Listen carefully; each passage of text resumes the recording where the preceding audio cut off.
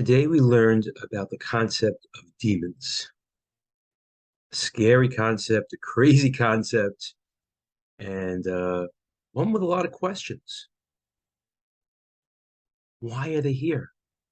What's the point? What's in it for us? And the truth is, King David also wondered about different creations. He wondered about certain insects, about spiders. Why do we need spiders? And it was only later in his life when he was being chased by King Saul, who was trying to kill him. And he hid in a cave, and a spider happened to spin a web, happened to spin a web at the entrance to the cave. So when King Saul's men went looking, they said, "Oh, he must not be in this cave." And they went to the next one, and his life was saved.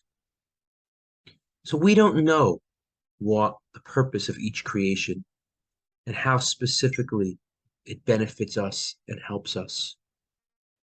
But we do know that nothing happens by accident.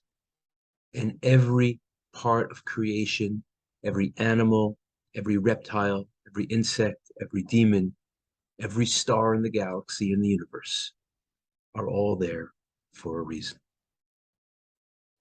As we learn, the Talmud even discusses how King Solomon used a demon to help build the temple.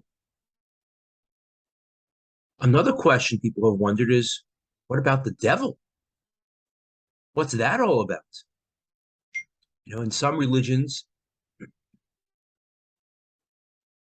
they view God as a God of love. And anything that good happens, that must have been God that did it.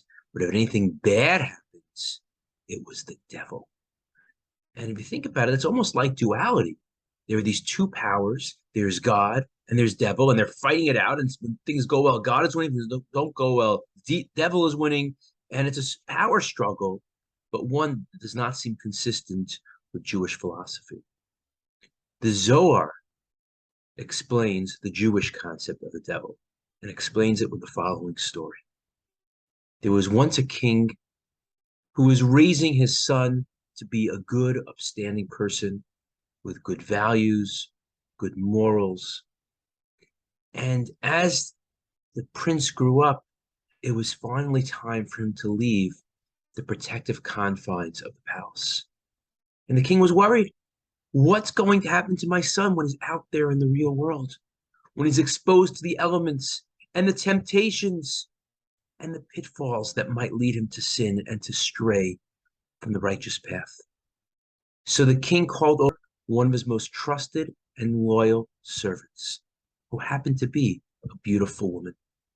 And he commanded her, "I want you to find my son and try to seduce him." Now, she was a loyal servant to the king. So, "Your wish is my demand." "Yes, sir." And she's going to try her best to do her job. But deep down, her goals are the same goals as the king. She's hoping that the son will resist her advances, resist the temptation, overcome the challenges, and become a stronger and better person as a result. From a Jewish perspective, the devil, the Satan, is one of God's employees. It's one of God's servants. He's just sent on missions that involve more negativity, that involve testing us and challenging us. But at the end of the day, God is the one that runs the show, and nothing happens by accident. So my blessing to us is, as we encounter different beings in our lives or different obstacles, whether they're lions and tigers and bears, snakes and scorpions, demons or the devil,